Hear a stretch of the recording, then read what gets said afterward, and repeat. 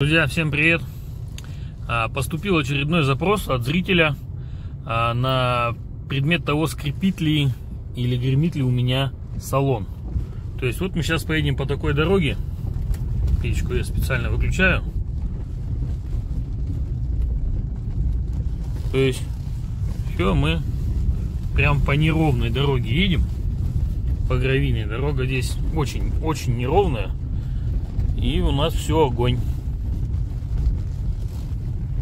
Ничего нигде не брякает, не скрипит. Скорость движения у меня 20 километров по этому участку дороги, да, более чем медленная, чтобы все прочувствовалось. То есть если поеду быстрее, оно не будет ощущаться, да, на 20 километрах. Да, ничего не скрипит, друзья. Все просто огонь.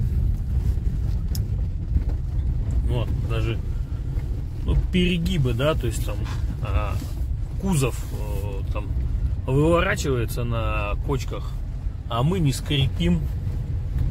Для Лады это же просто эволюция, да. Все огонь, ничего не скрипит.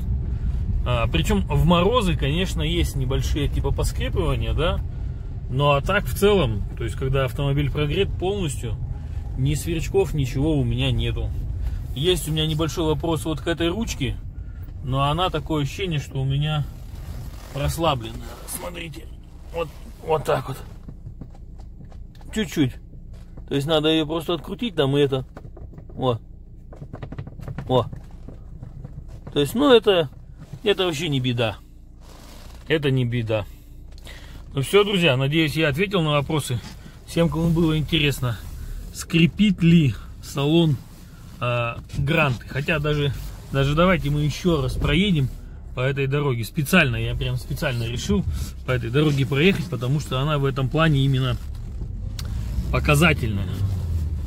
Она прям вот, даже чуть побыстрее поеду, да, вот что у нас 30, да, километров. Вот. На второй, кстати, еду, и вот вой коробочки только в случае, когда я торможу двигателем. Когда еду, воя этого нет. То есть вот мы едем прямо. Дорога такая, ребята. И ничего нигде не брякает. Опять же повторяюсь, да. Все отлично. Поэтому увидите, если конструкторов АвтоВАЗа без всякого угрызения совести и без стыда, можете сжать им руку и говорить спасибо за чудесные автомобили. Все, всем пока. Всем пока. А то впереди меня едет каракатица. Придется сбавить скорость. Ох, какие кочки. И все, ничего не брякает, ничего не скрипит. Все, огонь, друзья, давайте. Всем удачи.